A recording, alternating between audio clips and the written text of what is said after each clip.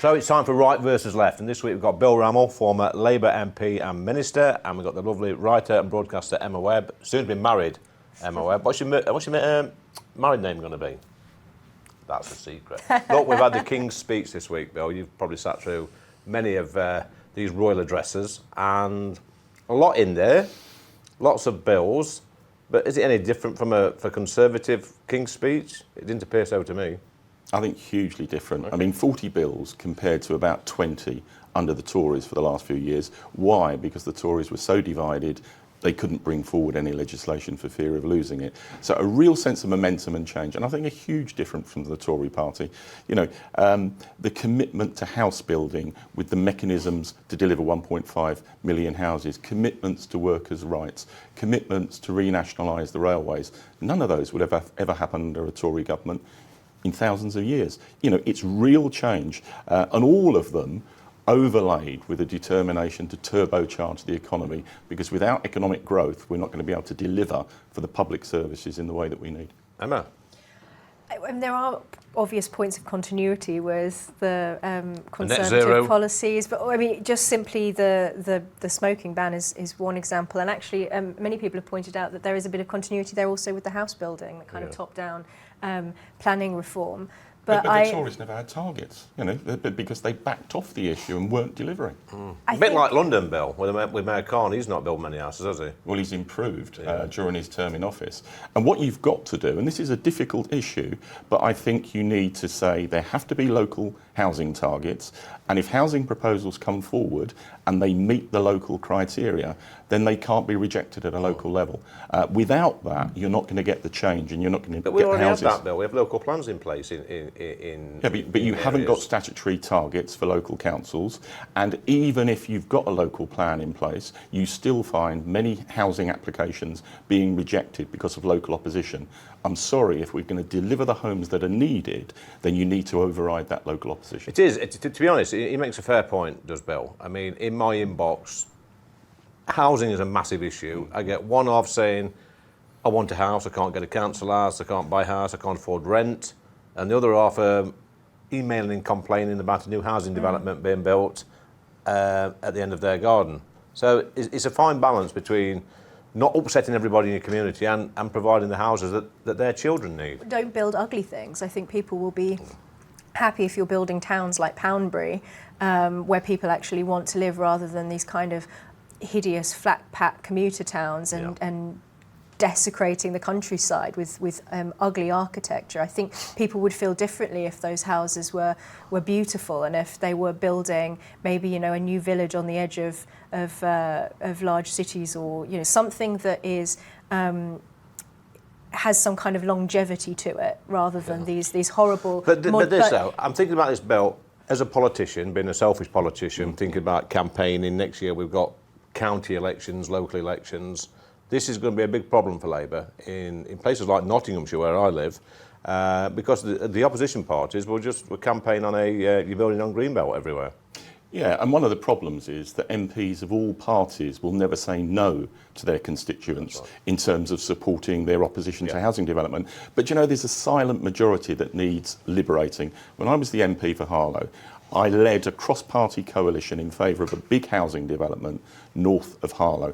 Huge opposition, or what seemed like it. We then did a poll through the local council, and 64% of people supported the proposals we were putting forward. Yeah. But it's the opposition which is very noisy and very vociferous. Yeah. And the planning bill that the government is implemented gives the mechanism to be able to overcome that. Let's talk about something else, Emma, in the King's speech. Talking about this Border Security Command. I mean, whatever that means, I don't know. But Starmer does keep saying he's going to smash the gangs. He's like a Dalek whizzing around. Oh, I will smash the gangs. Yeah. I will smash the gangs. What does that mean?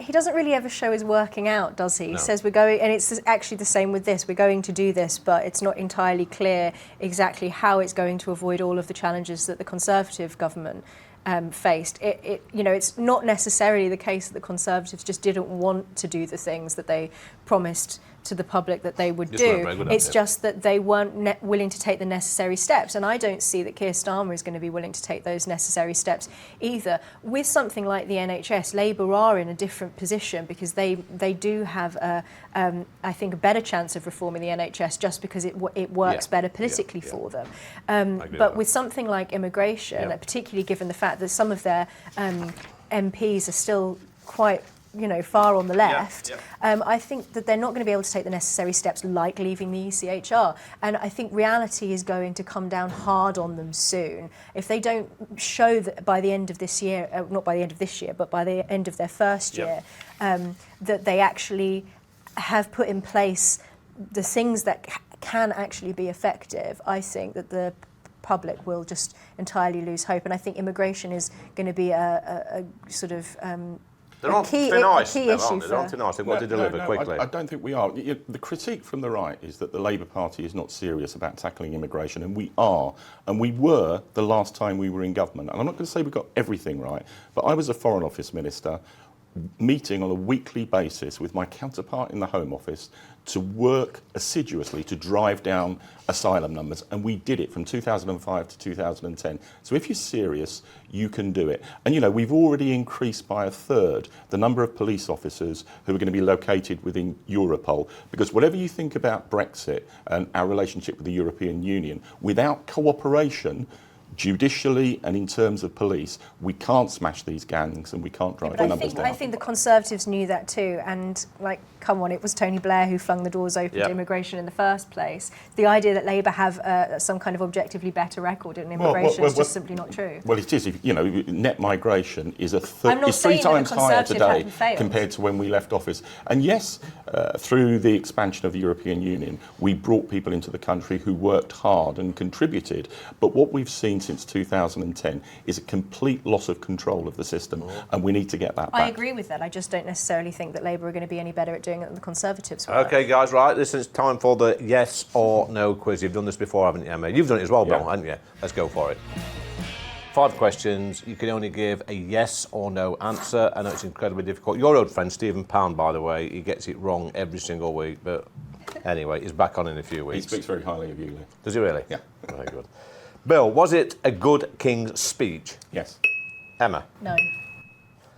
Will Trump win the next US election? Yes. No. Bill, should government ban smoking? Yes. No. No. Sorry, Emma, you put 2 no's in there. It's got to be a no. I can't give you that. That's quite harsh.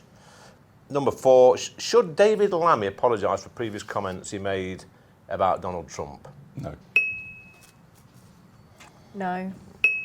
And will Starmer survive for 4 or 5 years? No. Yes, emphatically. Wrong answer. Yes, emphatically. So that's 4. I mean, it's not that difficult, is it, a yes or no quiz? Obviously it is. It's a yes or no. Sorry, viewers at home. Poor performance from both of you. Do you want to come back on one, Emma? One of the questions? Just say no once. No, I mean, it's interesting the question about David Lammy. I slipped that one in. I actually agree with you. I agree with you. I think, he's made comments in the past. I've made comments in the past. It's in the past. It's gone. I think you should move forward. And when he meets the guy, he should shake his hand and say, this is what I'm about. This is what I want a good relationship, etc. Bill? Absolutely. Trump has said awful things about this country and about our governments, even Conservative governments. But, I desperately hope Trump isn't elected. But if he is, he will be the president of our major strategic partner, and we have to get on with them and we have to work with them, and I'm sure David and Keir will be doing that. It's true though, isn't it, Emma? I don't like this culture of forced penitence and making people apologise or encouraging them to apologise, unless it's something, I'm sure there can be exceptions to that. But I think it is relevant information. It can inform what we think of David Lammy, and also I think it will inform what the Americans think of this government. And J.D. Vance's comments about Islamism were interesting. But it's comments like that from David Lammy are not going to help diplomatically. They're not, no. I mean, I've made some comments in the past you might be aware of where I've been told to apologise. I haven't. I've doubled down because I generally thought I was right in what I was saying. And You shouldn't apologise ever for something that you think If you you feel you're stand right, by. Because you it should comes stand across by as your hypocrisy. comments. I always think that, because if you do apologise, especially me and my politics, if I apologise, the right would disown me and the left would just It's kill also me. though about respecting other people's consciences. You know, Yeah. people can hold abhorrent positions as far Yeah. as you're concerned. But I'm you going to give you shouldn't force them to both some apologise. harsh words now. That was a dreadful performance, Emma. It was poor Bill. You can't get the guests. You just can't get the staff. I mean, we need to pay a bit more. Producer, are you listening? Can we pay a bit more and get some proper guests on?